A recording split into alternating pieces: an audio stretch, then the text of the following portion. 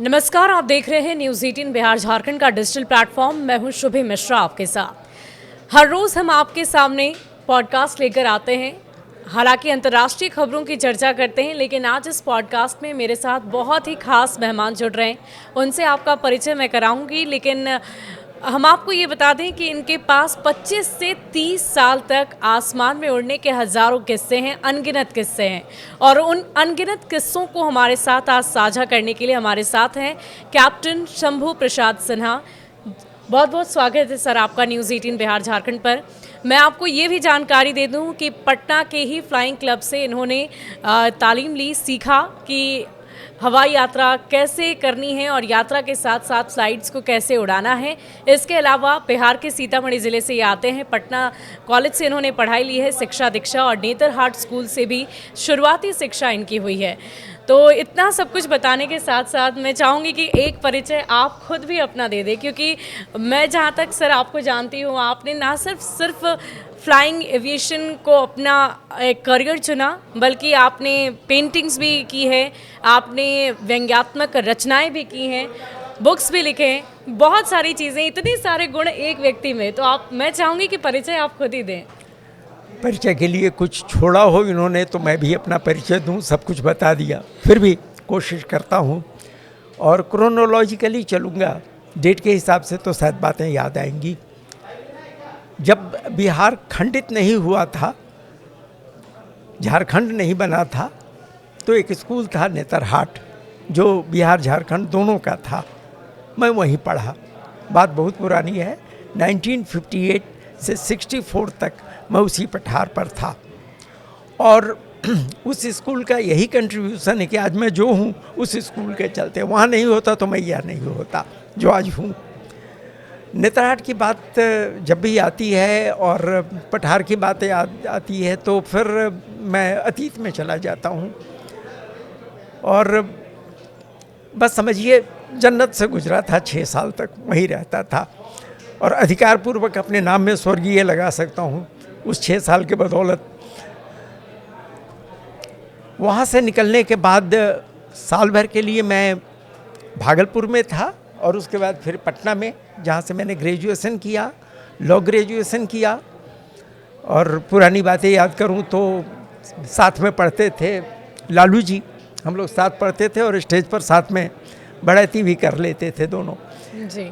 उसके बाद law college से निकलने के बाद हाई कोर्ट में प्रैक्टिस भी शुरू की, लेकिन तब तक एक रोग लग गया था हवाई जहाज़ का।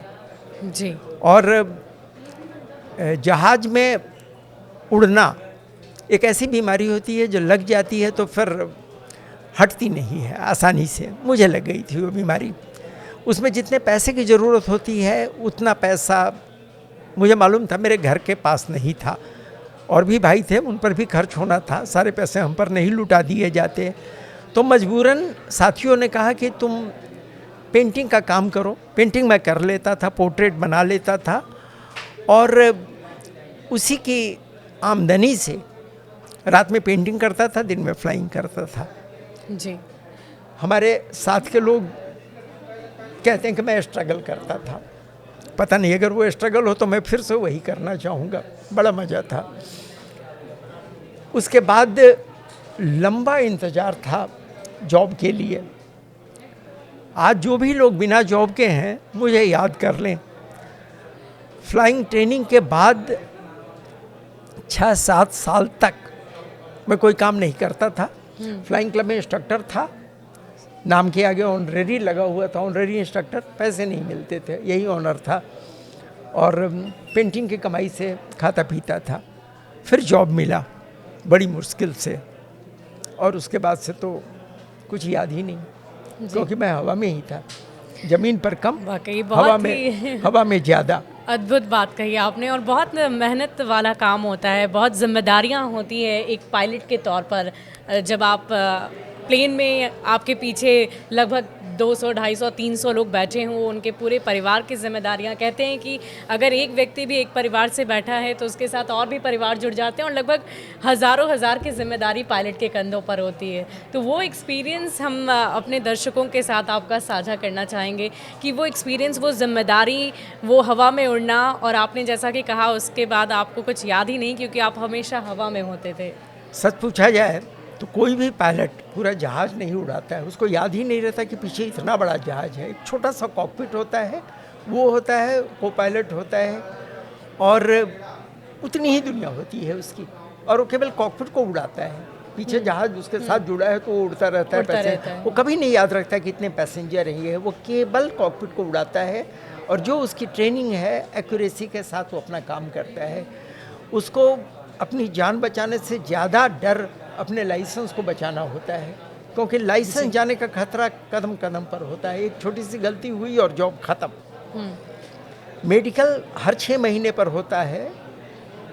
20-25 डॉक्टर मिल करके चेक करते हैं। क्या चेक करते हैं? सब कुछ। और वज़न अगर आधा किलो 1 किलो बढ़ जाए तो डांट पड़ जाती है। वार्निंग लिखित मिल जाती है कि आप वज़न घटा कर आइएगा। इतने सतर्क होते हैं वो इस सब मामले में। माँ की शुगर है, और फिर ब्लड प्रेशर है, ब्लड का पूरा चेक। हमने सुना था कि आई साइट में भी अगर कोई प्रॉब्लम होती है तो फ्लाइट नहीं टेक ऑफ करने देते हैं पायलट को। नहीं, आई साइट में ऐसा नहीं है। चश्मा अलाउड होता है बाद में, लेकिन शुरू में, शुरुआती दौर में अलाउड हाँ, वो एकदम फिट होना चाहिए जी। और एयरफोर्स के स्टैंडर्ड से ही एक तरह से चेक किया जाता है। तो बेचारा पायलट अपनी रोजी रोटी के चलते अपने हेल्थ को ठीक रखता है, क्योंकि लाइसेंस हर 6 महीने पर चेक होता है, और लाइसेंस कभी भी जा सकता है। कहते हैं कि पायलट की दुनिया बड़ी लाइमलाइट वाली होती है, जलवा होता है उनका। जब हम एयरपोर्ट पे जाते हैं और हमारे बगल से जब पायलट गुजरते हैं तो हर कोई उन्हें देखने लगता है। उनके पास एक वो छोटा सा वो काला सा बैग होता है पायलट्स के पास, तो उसमें क्या होता है? होता ठीक उल्टा है। ग्लैमर के सिवा वहाँ सब कुछ होता है। बड़ी जिम्मेदारी का काम है जी। गलती होने की गुंजाइश हर कदम पर होती है, और कोई अगर बिना गलती किए जहाज़ उड़ा लेता है और मेरे जैसा लाइसेंस के साथ रिटायर्ड होता है, ये अपने आप में आश्चर्य होता है जी। पहली चीज़, अगर अल्कोहल अगर उसने लिया हुआ है रात में और सुबह उस भूल गया कि कितने बजे अल्कोहल ख़त्म हुआ था और उसने जहाज़ उड़ाने की कोशिश की, तो काम खत्म जी, लाइसेंस उसका रद्द कर दिया जाता है। रद्द ही होगा। यानी कि हर फ्लाइट से पहले आपको खुद को चेक करना होता है या आपकी टेस्ट होती है? हर फ्लाइट से डॉक्टर होते मौजूद होते हैं इसी काम के लिए, वो चेक करते हैं जी। वैसे बता दूं, मैं टीटॉटलर, मेरे ऊपर ये खतरा नहीं था। मैंने, और आज के समय में मैं कोई soft drink, hard drink, cold drink, hot drink, कोई भी ड्रिंक नहीं लेता। मैं वेजिटेरियन हूँ और वीगन हूँ, इसलिए मेरे ऊपर एक खतरा नहीं था। लेकिन ये खतरा, इसके बाद भी कोई कहेगा कि ग्लैमर हो, वहाँ हरगिज नहीं, कोई ग्लैमर वगैरह नहीं है। बड़ी जिम्मेदारी का काम है। आपने तो दुनिया भर के बहुत सारी फ्लाइट्स को उड़ाया है। हमने सुना कि गल्फ कंट्रीज तक में भी आपने फ्लाइट्स ले गए। गल्फ कंट्री तो बहुत सारे कंट्रीज में, मतलब एयरपोर्ट नेक्स्ट डोर जैसी चीज है। गल्फ कंट्री में तो लोग रोज ही आते जाते हैं। शुरू हुआ मैं इंडियन एयरलाइंस में था, हाँ। और इधर सिंगापुर से लेकर के उधर कुवैत तक मैं आता जाता था। सबसे बड़ा चैलेंज एक पायलट के तौर पर आप क्या देखते हैं? बहुत सारे ऐसे भी हमारे दर्शक होंगे जो पायलट बनने का सपना देखते होंगे, तो सबसे बड़ा चैलेंज क्या होता है एक पायलट के लिए? सबसे बड़ा चैलेंज तो यही कि बाकी सारी पढ़ाई में, एक बार जब आप पढ़ाई कर लें उसके बाद फिर कोई एग्ज़ाम नहीं देना होता है। आप उसी की कमाई काटते रहते हैं और फसल काट करके आप रिटायरमेंट तक। यही एक जगह है जहाँ की हर 3 महीने पर कोई न कोई टेस्ट से आपको फिर गुजरना होता है, और उसको पास करने के बाद ही आप आगे अपनी यात्रा करियर का जो है उसको जमा सकते हैं। काफ़ी जिम्मेदारी का है।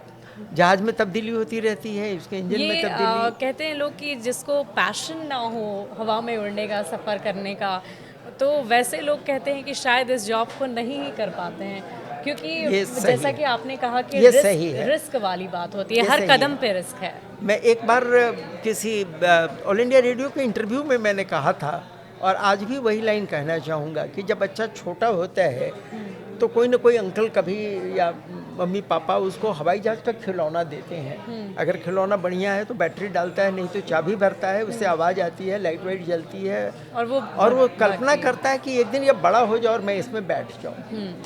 बाद में बच्चे बड़े होते हैं, करने लायक ढेर सारा काम है वो करते हैं। कुछ बच्चे जो बड़े नहीं हो पाते मेरी तरह पायलट बनते हैं। जी, बहुत ही शानदार बात कही है आपने, बहुत शानदार। वरना ये करने का काम नहीं, काम ही नहीं।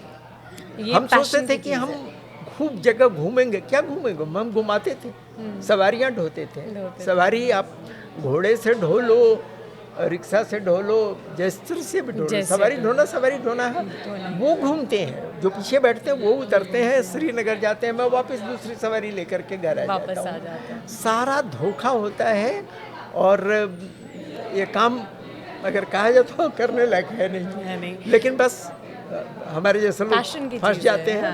जिसको लोग पैशन कहते हैं उसी को हम बचपना कहते हैं। सर, मैं आपसे ये भी जानना चाहूँगी, कई बार जब हम फ्लाइट में पीछे एज अ पैसेंजर, मैं भी जब सफ़र करती हूँ, टर्बुलेंस हम बहुत फेस करते हैं। उस दौरान एक पायलट की मनोस्थिति क्या होती है, पायलट उस समय क्या करता है, क्या वो एक ऐसी इमरजेंसी सिचुएशन होती भी है या नहीं? लोग जितना पैनिक करने लगते हैं, अभी कुछ दिन पहले भी सोशल मीडिया पर आपने देखा कितना आंधी तूफान आया और बहुत सारे वीडियोस फ्लाइट के अंदर के हमने देखे, लोग काफ़ी ज़्यादा पैनिक हो गए थे। तो आप ऐसे पैसेंजर्स को क्या सलाह देंगे जब टर्बुलेंस होता है? तो वो क्या ऐसी कोई बहुत बड़ी खतरे की घंटी होती है? हवा में, आसमान में मौसम हमेशा होता है जी, उसी में आंधी तूफान का भी होता है। आते हैं जाते हैं हर तरह के मौसम, पायलट हमेशा होता है। हम लोग ऑल वेदर पायलट माने जाते हैं। ये नहीं कि आजकल बरसात है तो 4 महीने हमको घर भेज दिया जाए कि चलो आराम कर लो, आजकल तो आंधी तूफान का है, तो कोई बड़ी चीज़ नहीं है।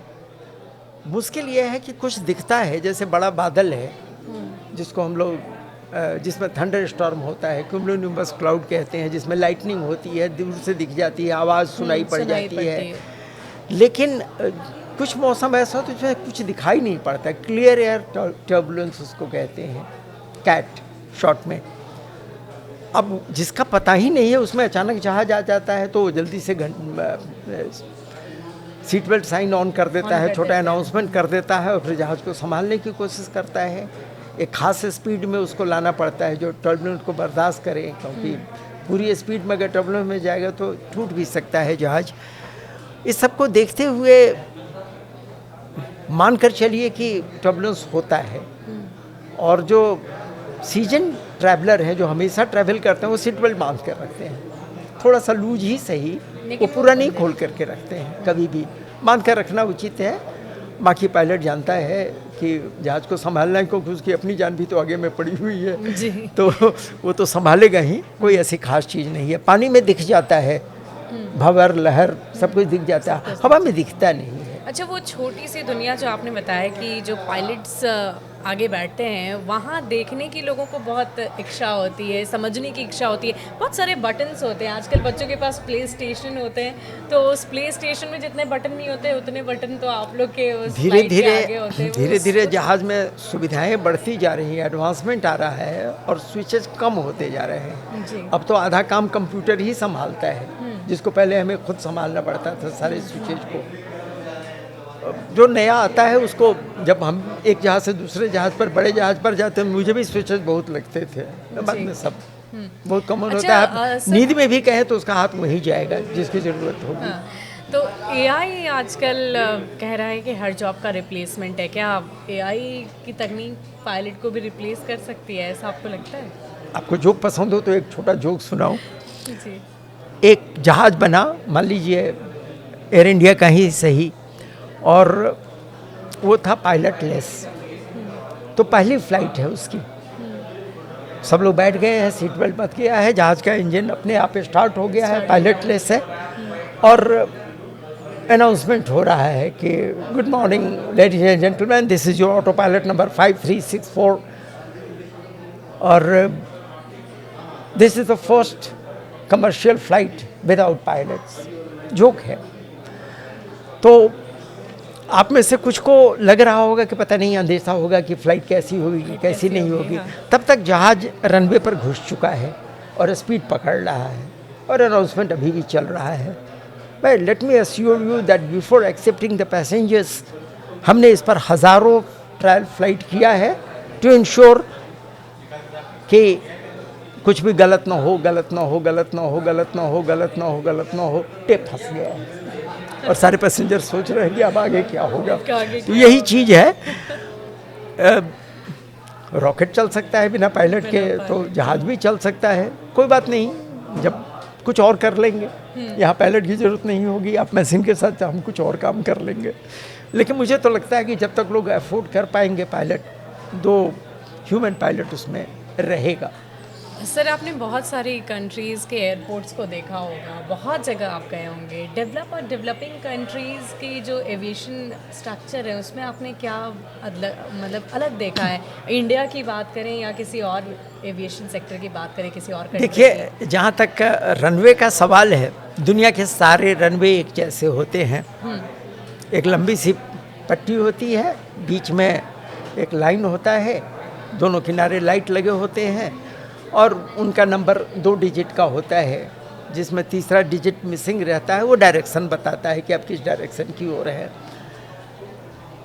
सब एक जैसे होते हैं। हाँ, आप जो बात कर रहे हैं वो टर्मिनल बिल्डिंग की, लाउंज की, तो उस मामले में मैं आपको बताऊं कि पूरी दुनिया देखने के बाद मुझे तो यही लगता है कि सबसे ज़्यादा एडवांस्ड अगर कोई कंट्री जो तेज़ी के साथ आगे बढ़ रहा है वो है इंडिया। जी। जैसे जहाज़ का छोड़ दीजिए, मेट्रो, मैं हर जगह के मेट्रो में ट्रैवल कर चुका हूँ। दिल्ली मेट्रो से बेहतर नहीं लगता कोई और मेट्रो। और जो हमारे हवाई अड्डे हैं, हमारे रेलवे स्टेशन हवाई अड्डे की तरह लगते हैं। हवाई अड्डा तो क्या बना दिया इन्होंने। हाँ, एक ज़माना था जब हमने ज्वाइन किया था, कोई बिहार के लोग बुरा न माने, एक जगह जहाँ ज़्यादा तरक्की नहीं हुई है वो है पटना। रनवे 6000 कुछ फीट का जैसा था आज से काफ़ी पहले। एक स्टैंडर्ड रनवे का क्या साइज़ होता है? 10,000 के ऊपर। 10,000 के ऊपर। और छोटा रनवे मैंने 6000 6,500 फीट के करीब। पटना छोटे वाले में गिना रनवे से जाता है। फ्लाइट पे क्या असर होता है अगर छोटा रनवे है तो? छोटा रनवे है तो उसकी ज़्यादा स्पीड नहीं होगी, ज़्यादा स्पीड नहीं होगी तो ज़्यादा आसानी से लिफ्ट नहीं करेगा, ज़्यादा सवारी लेकर नहीं उड़ पाएगा, ज़्यादा सवारी लेकर उतर नहीं पाएगा, उसको पैसेंजर हटाने पड़ेंगे। और ख़ास करके अगर गर्मी है और अगर वो छोटा हवाई अड्डा किसी पहाड़ी पर है तो वो बहुत कम उठा पाएगा, कमर्शियली वायबल नहीं होगा, प्रॉफिट का काम नहीं होगा वो। पटना आज भी वहीं फंसा हुआ है। हमने आज भी सुना रनवे कि बहुत छोटा है। वही है। जो नया टर्मिनल बना है वो, उसकी भी टर्मिनल की बात आप कर रही टर्मिनल हैं, जहाँ अलग है। पैसेंजर आते हैं। रनवे तो वही है। वही है। उसके रनवे एक वही तरफ है। में ओल्ड सेक्रेटेरिएट का टावर है जो ऐतिहासिक बिल्डिंग है, उसको तोड़ा नहीं जा नहीं सकता जा है। सकता। दूसरी तरफ रेलवे लाइन है, एक फैक्ट्री है जिसमें पहले साइकिल बनती थी, आजकल शायद बुलडोजर बनता है। कुछ हिल नहीं सकता है। चर्चा होती रहेगी कि रनवे बड़ा होने वाला है, बड़ा होने वाला है, लेकिन वो हुआ कौवे नहीं। कबूतर वाले कॉन्सेप्ट को भी हम समझना चाहते हैं। कई बार हमने सुना है, इनफैक्ट पटना की हमने बहुत बार, क्योंकि हम लोग न्यूज़ कंज्यूमर हैं, हम लोग बताते हैं लोगों को, तो कई दफ़ा मैंने भी बुलेटिन्स में पढ़े हैं कि कौवा के आने की वजह से फ़्लाइट को लैंड कराना पड़ा, इमरजेंसी लैंडिंग करानी पड़ गई टकराने की वजह से। तो उससे क्या असर होता है? क्योंकि पंछी तो आकाश में रहेंगे ही, तो उससे आसमान पंछियों के लिए ही बना हुआ है। हाँ। हमने ज़बरदस्ती घुसपैठ की है और चील से ज़्यादा खतरा होता है और किसी कारण से चील मरते चले गए। अब चील मरते चले गए तो उसके चलते दूसरा प्रॉब्लम आ गया। अब जो मरे हुए जानवरों को जो ख़त्म कर दिया, स्कैवेंजर जो उनका था, अब वो नहीं रहा। तो हम मार तो देते हैं। तो पटना में शहर के पहले हवाई अड्डा पटना के बाहर था, धीरे धीरे शहर बड़ा होता गया और वो बीच में आ गया। कसूर शहर का है वहाँ पर।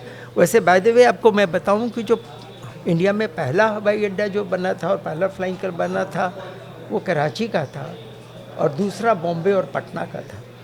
ये और बिहार फ्लाइंग क्लब फैक्ट है जो कई लोगों को नहीं पता हो। बिहार फ्लाइंग क्लब दूसरे नंबर का फ्लाइंग क्लब था आज इंडिया उस में। फ्लाइंग क्लब की क्या स्थिति है? मैं भी जानना चाहूँगा। पहले वाली बात नहीं रही। पहले वाली बात नहीं। हमने वहाँ जब सीखा था 58 में, छोटा था, कम उम्र थी, वहाँ पुष्पक, टाइगर मॉन, चिपमंक, बोनेंजा, कई तरह के जहाज़ों को हमने सीखा था। आज पता नहीं, अब तो उसकी चर्चा न करें तो बेहतर है, पहले बेहतर ट्रेनिंग थी। सर ये भी जानना चाहूँगी कि जब हम पैसेंजर एज अ बैठते हैं फ़्लाइट में, हम बहुत हैप्पी मूड में बैठते हैं और विंडो टिकट्स लेते हैं जानबूझकर एक्स्ट्रा खर्च करके, ताकि हम बाहर के नज़ारे को देख सकें।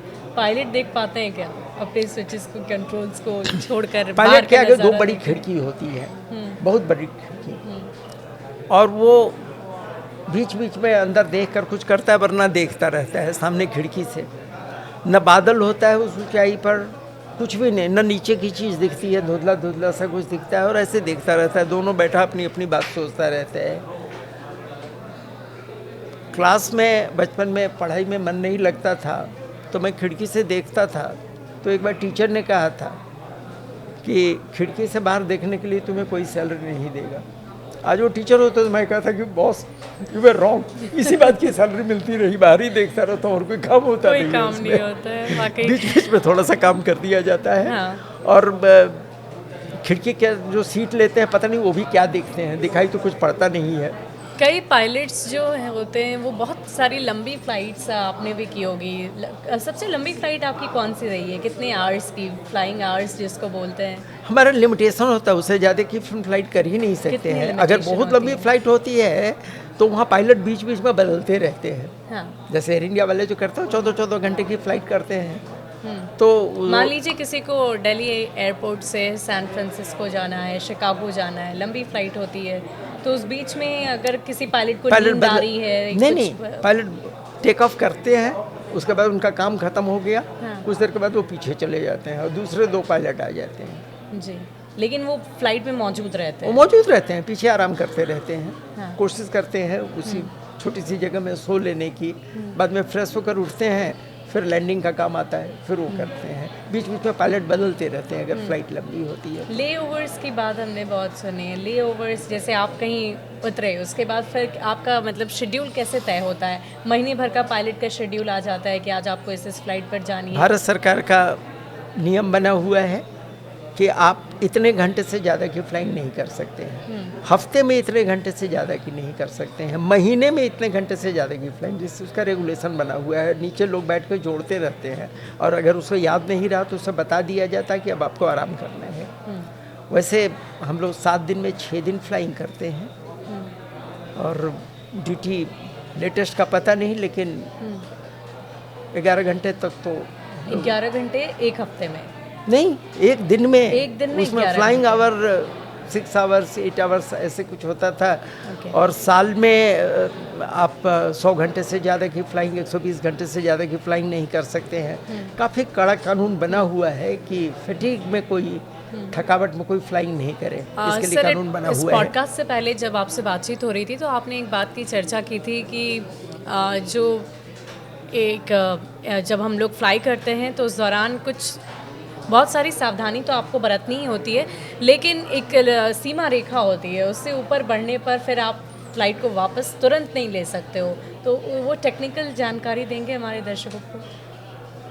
मैं एग्जैक्टली समझ नहीं पाया आपके सवाल को। शायद मैं ये कह रहा था कि रनवे पर जब जहाज़ दौड़ता है जी जी, तो एक स्पीड होती है, उसको वहाँ अपने जागर में लोग V1, VR, V2 वगैरह स्पीड, वेलोसिटी के लिए V लिखते हैं, उसकी चर्चा करते हैं। लेकिन आपके लिए मैं समझा दूँ कि हर रनवे, उसकी लंबाई, मौसम, टेम्परेचर, सामने से आने वाली हवा, इस तरह के 8-10 फैक्टर हैं जिनको मिला करके नाप करके निकाला जाता है कि आज किस स्पीड में आपको टेक ऑफ करना है।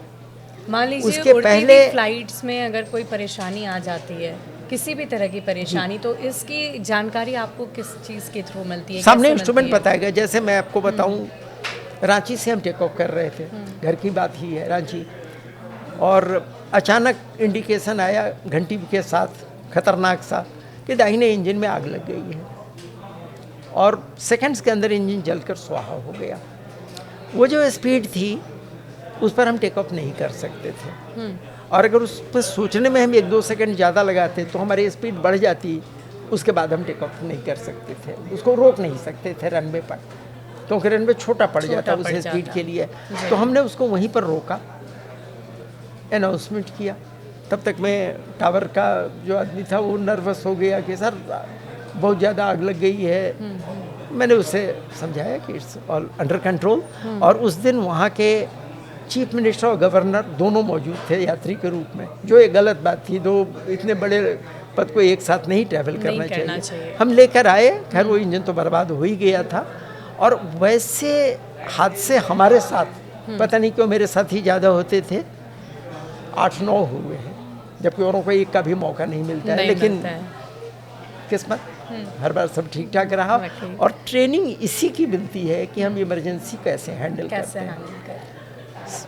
कभी कभी लोगों ने शाबाशी भी दी कि आपने बड़ा अच्छा काम किया। मैंने कहा इसी बात की सैलरी मिलती है, इसी बात की हमारी ट्रेनिंग है, वरना जहाज़ तो ऑटो पायलट भी उड़ा लेता है। इमरजेंसी में हम कैसा रिस्पॉन्स देते हैं, क्या क्विक रिस्पॉन्स जिसे बोलते हैं। जैसे जहाज़ को रोकना है या आगे बढ़ना है एक खास स्पीड पर, इसके लिए 1 सेकंड टाइम भी दिया जाता है। ऑफिशियली 1 सेकंड कि आप उसमें डिसीजन ले लीजिए। अगर आपने डिसीजन नहीं लिया तो अब आप रोक नहीं सकते हैं, अब आपको जो करना हो करो, क्योंकि अब रुकेगा ही नहीं। तो 1 सेकंड में डिसीजन ले करके उसको लोग बोलचाल की भाषा में गो नो गो स्पीड बोलते हैं, गो नो गो। तो ये बहुत ज़्यादा टेक्निकल। फ्लाइट में फ्यूल खत्म हो जाता है, फिल्मों में भी हमने देखा है कि फ्यूल खत्म हो गया, फ्लाइट की लैंडिंग करानी पड़ रही है, ऐसा कुछ होता है क्या? कोई ऐसी सिचुएशन होती है? नहीं, उल्टा। फ्यूल क्यों खत्म होगा? फ्यूल खत्म होने की एक ही वजह हो सकती है, फ्यूल लीक। कहीं से फ्यूल गिर रहा है, वो पता चल जाता है नॉर्मल कंजप्शन है, एक टंकी में रह गया है, एक में नहीं है, तो इसका माने कि फ्यूल लीक है। अदरवाइज होता क्या है कि टेक ऑफ करते ही अगर कोई प्रॉब्लम आया तो आप लैंड नहीं कर सकते, क्योंकि जहाज़ का वज़न लैंडिंग का जो वज़न होना चाहिए उससे बहुत ज़्यादा होता है। तो उसको चक्कर मार मार करके कुछ घंटे तक में पेट्रोल को जलाया जाता है। जब पेट्रोल घट जाता है, कम हो जाता है, तब तक बेचारे पैसेंजर घबराते रहते हैं। उसके बाद वो उतारने की कोशिश करता है। फ्यूल का यही मतलब होता है। और हम आपसे सर ये भी जानना चाहेंगे कि बहुत सारे ऐसे भी पैसेंजर होते हैं जो कई बार फ्रिक्वेंटली ट्रैवल करते हैं और बहुत सारी उनके दिमाग में बहुत सारी चीज़ें रहती है, और एयरलाइंस का जो इन दिनों हाल है, बहुत सारी परेशानियां पैसेंजर्स को भी झेलनी पड़ती है, और इसी वजह से बहुत सारे एयरलाइंस बंद भी हुए हैं। तो क्या एयरलाइंस सिर्फ पैसेंजर्स की वजह से प्रभावित हो रही है या कुछ और भी वजह है?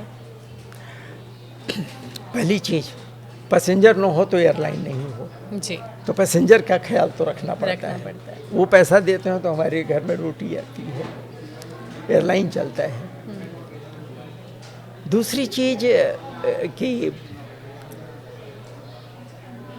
अब इसको किस तरह से मैं एग्जैक्टली अगर आप सवाल करें कि क्या जानना चाह रहे हैं उसमें, कि आजकल कुछ बढ़ गया, ऐसा नहीं है।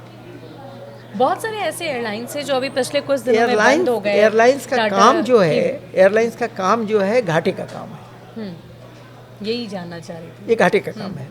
कोई अगर प्रॉफिट कर रहा है तो ये आश्चर्य है। एयरलाइन के बारे में बहुत सारा जोक है। उसमें एक जोक ये है कि इसमें कोई लाखपति बन सकता है, लेकिन अगर वो पहले से करोड़पति हो तो ये काम ही घाटे का है। लेकिन बहुत सारे लोगों को ये भी एक बीमारी लगती है कि मेरा एयरलाइन हो, और इसीलिए कुछ एयरलाइन है चलते हैं, और सैलरी बढ़ रही है, फ्यूल कॉस्ट बढ़ रहा है, तो हर हाल में टिकट के पैसे बढ़ाने पड़ते हैं। दूसरा कोई उपाय है नहीं। अब गवर्नमेंट अगर सब्सिडी दे, टैक्स पेयर के पैसे से उनको कुछ मुआवजा दे करके किसी तरह से उड़ाया जाए तो वो अलग चीज़, वो अलग बात है। सर हमने ये भी सुना कि आपने अभी आपने जानकारी दी कि सीएम भी थे, गवर्नर भी थे, एपीजे अब्दुल कलाम से भी आपकी मुलाकात हुई थी। अरे वाह, कमाल सवाल आपने किया। वो पीछे होते थे। कभी जब वो प्रेसिडेंट बन गए तब नहीं, तो वो पूछते थे कि कैप्टन एसपी सिन्हा है कमांड में क्या, तो लोग कहते हाँ। कहाँ से फ्लाई करते थे? ज़्यादातर बेंगलोर से चलते थे, बेंगलोर दिल्ली में। तो कहते थे कि मैं उनसे मिलता हूँ, और वो बेधड़क आ जाते थे और वो कहते थे कि ही इज़ माई फ्रेंड। अब क्या बताऊँ। और उनको एकदम एक एक बात याद रखती थी, पता नहीं क्यों, शायद इसलिए कि वो पायलट बनना चाहते थे और बन नहीं पाए थे। उनको कॉकपिट बहुत अच्छा लगता था। और जिस समय वो चलते थे he was scientific adviser to president of India. बहुत बड़ा पोस्ट था बहुत उनका। बड़ा पोस्ट था। मैंने एक बार उनसे कहा कि कलाम साहब खूब गप करते रहते थे हम लोग पूरा, और को पायलट घबराता था कि भाई ये कौन सी दोस्ती है, ये इतने बड़े आदमी से इसने कैसे दोस्ती गाठी हुई है। तो मैंने कहा कि कलाम साहब ये जो मोबाइल बढ़ रहा है इसके चलते इतना जो टावर लगता है और फिर उस टावर में उसे रेडिएशन होता है, लोग कहते हैं कैंसर फैल रहा है, तो क्यों ना उसको सैटेलाइट वाला कर दिया जाए। एक सैटेलाइट रहेगा जियो स्टेशनरी और सब लोग उसी के थ्रू बात करेंगे। तो वो कहे कि सीरियस हो गए, बोले कि ना एक से नहीं होगा, 2 चाहिए। मैंने कहा रे जनाब कंट्री के लिए क्या फ़र्क पड़ता है, 2 लगा दीजिए सैटेलाइट, क्या फ़र्क पड़ता है, 2 से हो जाएगा। बाद में जब के उतरने के बाद को पायलट माथा पीट करके बोला कि सर वो भारत सरकार के साइंटिफिक एडवाइज़र, आप उनको एडवाइस देते। हम कहे मज़ा तो यही है कि कलाम साहब को एडवाइस दो। बड़ी अच्छी उनसे हमारी शांति थी जी। और तो मुलाकात कैसे हुई थी? फ्लाइट पर ही हुई थी पहली मुलाकात फ्लाइट पर हुई, और उसके बाद वो कहते थे कि no he is my friend, और वो बेधड़क आ जाते थे कॉकपिट में, उनको कौन मना कर सकता था। और तरह तरह की बातें होती थी और बहुत सीरियसली हमारी बातों को काफ़ी सीरियसली वो लेते थे और इस तरह की बात होती, बहुत सारी चर्चा होती थी उनसे। एक बार मैंने उनसे ऑटोग्राफ मांगा तो उन्होंने कहा क्या कि कहाँ आप तो किताब पर लेना चाहते हैं कि आप वाली किताब जब मैं लाता हूँ आप मिलते नहीं हैं, जब किताब हटा देता हूँ तो आप मिल जाते हैं। कह लाइए ना मैं डायरी के पन्ने पर कर देता हूँ। तो मेरे को पायलट ने एक पन्ना फाड़ कर दिया, उस पर उन्होंने साइन किया और साइन करते करते बोले आपकी तो 2 बेटियां हैं ना, तो लड़ेंगे नहीं ना, 2 दे दूँ कि एक ही चलेगा। मैंने कहा नहीं सर एक काफ़ी रहेगा। और पता नहीं मेरी बेटियों ने उस ऑटोग्राफ का क्या किया, लेकिन उन्होंने डायरी के पर लिख कर दिया था और पूछा था कि 2 है वो लड़ेंगी तो नहीं, नहीं लड़ेंगी, वो काफ़ी रहेगा, आपका ऑटोग्राफ मांग रहे हैं वो लोग। तो बहुत सारी चर्चा सर हमने की है इस पॉडकास्ट में हवाई सफ़र को लेकर। जो हमारे पायलट्स हैं जो बनना चाहते हैं, जो दर्शक, उनको आप छोटी सी एडवाइस क्या देंगे, क्या कहना चाहेंगे उनसे? भाई एक बीमारी है पायलट बनना और लाइलाज है, अगर लग गई है तो बन के छोड़ो, दूसरा कोई उपाय नहीं है। और उसी सब ज़िंदगी से गुजरो जिससे मैं गुजरा, वरना करने के लिए और बहुत ढेर सारे अच्छे काम हैं। तकलीफ़ में क्यों रहना चाहते हो, कुछ और भी कर लो। वाकई। और सर क्योंकि हमने पहले इस पॉडकास्ट की जब शुरुआत की तो आपका परिचय मैंने कई रूप में दिया, पायलट के रूप में, व्यंग्यकार के रूप में, किताब लिखने लेखक के रूप में मैंने आपका परिचय दिया और एक पेंटर के रूप में भी। ये सारी आपकी हॉबीज़ रही या फिर धीरे धीरे आपकी ज़िंदगी में जुड़ती चली गई? मुझे सीखने का शौक़ रहा है जी। जो चीज़ मुझे नहीं आती उसमें बड़ा इंटरेस्ट है। जैसे आजकल पॉडकास्ट का इंटरेस्ट है, नहीं आता ये काम। और 1 मैन आर्मी, कैमरा भी संभालो, माइक के इसको संभालो, फिर उसकी एडिटिंग करो, फिर उसका थंबनेल बनाओ, इतने सारे काम है मुझे नहीं आता है। तो इसमें मुझे बड़ा इंटरेस्ट है, आ जाएगा इससे इंटरेस्ट खत्म हो जाएगा। और इसी चक्कर में बहुत सारी चीज़ों से इधर हालात तक मुझे लिखने का शौक़ है। और जैसा मैंने बताया कॉलेज के दिनों में लालू जी और हम स्टेज पर भी करते थे, स्टैंड अप कॉमेडियन भी थे हम दोनों जी। वो काम भी कर लेते थे और बहुत सारी हॉबीज रही। मेन था पोर्ट्रेट बनाना, फोटोग्राफी करना और आजकल पॉडकास्ट करना। वाकई सर आप एक प्रेरणा स्रोत हैं हम सभी के लिए। और जो भी दर्शक इस वक्त आपको सुन रहे थे या मैं आपके बगल में इस वक्त मौजूद हूँ, सुन रही हूँ, आपको बहुत सारी चीज़ें आपसे सीखने को मिली और फ्लाइट्स को लेकर बहुत सारी क्यूरोसिटी जो हमारे मन में एज अ पैसेंजर होती है वो आपने पूरी तरीके से डिटेल वे में जो आज जानकारी हमें दी है उसके लिए बहुत बहुत शुक्रिया आपका। बहुत बहुत शुक्रिया। बहुत तमाम दर्शक अच्छा जो हमारे इस पॉडकास्ट को सुन रहे हैं, देख रहे हैं, आप सभी का बहुत बहुत शुक्रिया। आपको ये पॉडकास्ट कैसा लगा हमें कमेंट सेक्शन में लिखकर ज़रूर बताइएगा।